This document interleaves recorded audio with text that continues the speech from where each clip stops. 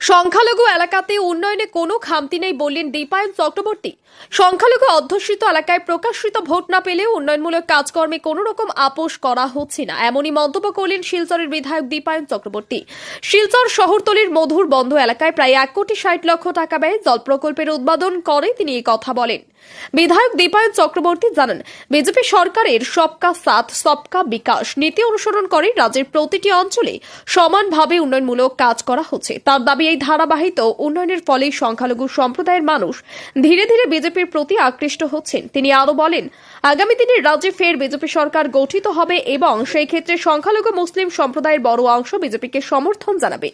এদিনের সভায় স্থানীয় বাসিন্দাদের দাবির প্রেক্ষিতে একটি খেলার মাঠ এবং ড্রেন নির্মাণের আশ্বাস দেন বিধায়ক।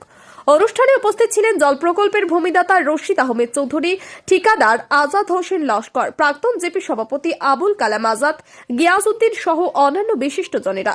তারা বিধায়কের বিভিন্ন উন্নয়নমূলক কাজের ভূয়সী প্রশংসা করেন। প্রকল্পটির কারিগরি ও বাস্তবায়ন সংক্রান্ত বিস্তারিত তথ্য তুলে ধরেন বিভাগীয় কার্যনির্বাহী বাস্তুকার দেবদুলাল দাস। আজকে কার্যকর্তা বন্ধুরা ছিলেন, কিন্তু তাদের কল্যাণে আজকের দিনে গোটা ভারতবর্ষে হাজার হাজার লক্ষ লক্ষ মুসলিম কার্যকর্তা আজকে ভারতীয় জনতা পার্টিতে যোগদান দিয়ে এই দলকে এগিয়ে নিয়ে যাচ্ছেন। তারা অনুভব করেছেন যে পুরনো দিনের কার্যকর্তারা যারা, তারা অনুভব করেছিলেন যে এই ভারতীয় জনতা পার্টি প্রকৃত অর্থে ভারতবর্ষের মানুষকে এগিয়ে নিয়ে যেতে চায়।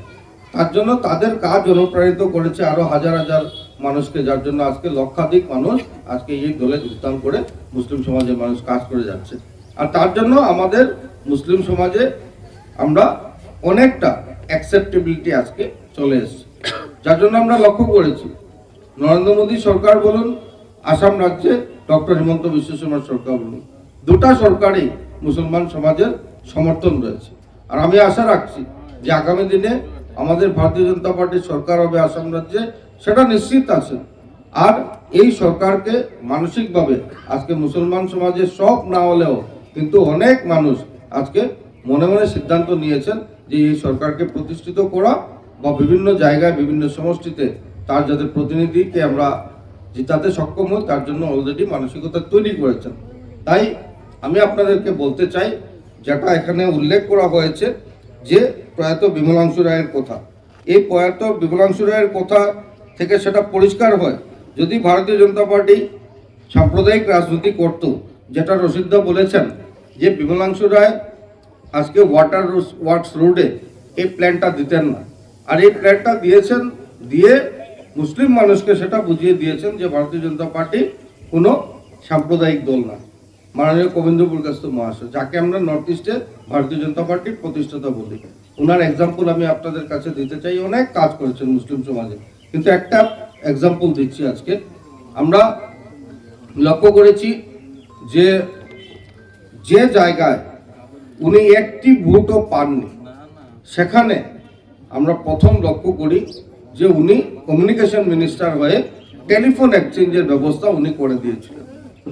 মাসের শেষ রবিবারে একবার মন কি বাত হয়, আর এই মন কি বাতে আপনারা জানেন, অনেকে জানেন না যে পাথারকান্দির মতো একটা জায়গার কথা উনি উল্লেখ করেছেন। পাথারকান্দি জায়গাটা কেন উল্লেখ করেছেন? যে ভারতবর্ষের প্রধানমন্ত্রী হঠাৎ করে আমাদের এই পাথারকান্দিতে একজন রিক্সা চালক, যিনি রিক্সা চালিয়ে 9টা স্কুল বানিয়েছেন। পিএমও থেকে একদিন খবর আসে, আহমেদ আলীর কাছে ফোন আসে যে প্রধানমন্ত্রী আপনার সাথে কথা বলতে চান। উনি ভয় পেয়ে গেছেন যে কি হলো বিষয়, প্রধানমন্ত্রী আমার সাথে কথা বলবেন। পাথারকান্দির মতো একটা ছোট্ট জায়গা, যে জায়গাকে আগে কংগ্রেস সরকারের সময় কেউ চিনতই না, সেই জায়গার একজন রিক্সা চালকের সাথে প্রধানমন্ত্রী কথা বলেন। আর সেটি উনি নিজে একা শুধু কথা বলেননি, গোটা ভারতবর্ষের মানুষের সামনে উনি ফতোয় কথা বলেছেন মন কি বাতের মাধ্যমে। উনি বলে তাকে উনাকে অ্যাপ্রিসিয়েট করেছেন, ধন্যবাদ জানিয়েছেন। আর যার জন্য আহমেদ আলীর নাম আজকে গোটা ভারতবর্ষের, শুধু মুসলিম মানুষ না, গোটা ভারতবর্ষের মানুষ জানে। এটা মনে রাখতে হবে যে ভারতীয় জনতা পার্টি কোনো সাম্প্রদায়িক দল না। ভারতীয় জনতা পার্টি সকল স্তরের মানুষকে একসাথে এগিয়ে নিয়ে যেতে চায়। দীর্ঘদিন কংগ্রেস যেভাবে এই এরিয়াকে বঞ্চিত রেখেছিল, আমি মনে করি আমাদের সরকার আসার পর অনেকটা কাজ আমরা ইতিমধ্যে করতে সক্ষম হয়েছি। আমি জানি এই এত অঞ্চলে আরো অনেক কাজ করার বাকি রয়েছে, কিন্তু 5 বছরে সেই কাজকে করা অসম্ভব ব্যাপার। আমি জানি না, আমরা একদম শেষ প্রান্তে আছি। আমি যেটা বললাম, এই মুহূর্তে কোনো ফান্ড আমাদের এখানে অ্যাভেলেবল না, কিন্তু ঠাকুরের যদি আশীর্বাদ থাকে আমি দুটা বিষয়ে গুরুত্ব দিয়ে দেখছি, কোনো না কোনোভাবে যদি করা যায়। কিন্তু ফিল্ডের ব্যাপারটা আমি বুঝতে পারছি না কি করব না করব। তবে একটা জিনিস কথা দিচ্ছি যে ফার্স্ট কাজ আমি যদি স্পোর্টসের জন্য করি, এটা আমি ফার্স্ট কাজ করে দেবো নেক্সট টাইমে। আমি আপনাদেরকে আজকে কথা দিচ্ছি। আর সেকেন্ড কথা হলো ব্যাকওয়াশের জন্য যেটা বলছেন, মনে হয় খুব একটা টাকার ইনভলভমেন্ট না। আমি এটা চেষ্টা করছি যে এই 10 ইয়ারের মধ্যে সেটা করে দেবো। উনি আমাদের এই বরাকপাল অঞ্চলে যতটা স্কিম দিয়েছেন, আজকে ড্রেন দিয়েছেন, ব্রিজ দিয়েছেন, রাস্তা দিয়েছেন, মিলন রোড দিয়েছেন, আপনার ওয়াটার অক্সাইডের রোড দিয়েছেন, মানে অন্তত অন্যদিকে 5টা হলে আমরা এদিকে বেশি আছে, যার কারণে এই বিধায়কের আর এই বিধায়ককে আমরা আগ বাড়িয়ে নিতে আমরা কোনো সময় পিছিয়ে যাব না। এটা আমরা সংকল্প থাকতে হবে। আমরা ওপেনই বলছি বিধায়ককে, যদি এই বিধায়কে শুধু টিকিট নিয়ে আসবেন, এইদিকে উনার আমি মনে করি আসতে হবে না। আমরা উনার পরিবর্তে সবকিছু আমরা চালিয়ে নেব। ভোটকে দেওয়া হয় এটা আমরা দিয়ে দেব, এটা সংকল্প আমরা নিচ্ছি। আজকে আমরা এক বিধায়ক পেয়েছিলাম বিমলাংশু রায় মহাশয়, বিমলাংশু রায় মহাশয়কে পেয়েছিলাম। বিমলাংশু মহাশয় অবদানে, আর আমি কি বলবো, আমার মহকুমা পরিষদের চেয়ারম্যান যিনি আমার বাবা আব্দুল করিম লস্কর ভুলাই মিয়া, ওরা 2-3 জনের প্রচেষ্টায় মধুরবন পুরানা পিএইচডিটা হয়েছিল। আজকে অত বছর পরে যেটা জল জীবনের মাধ্যমে হয়েছে, আমাদের এমএলএ এই বরাকপালে 4টা স্কিম ধরিয়েছে।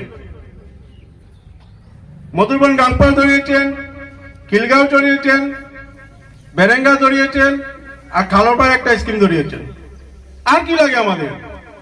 জলের পুরা ব্যবস্থা করে দিয়েছেন, রাস্তাঘাটের ব্যবস্থা করে দিয়েছেন। যেটা ড্রেন আমরা জীবনে স্বপ্নতে দেখি নাই, মধুরবন থেকে যে ড্রেন হয়েছে, যে দোনো সাইডে ড্রেনটা হয়েছে, তো আমরা কোনোদিনই দেখি নাই ড্রেন।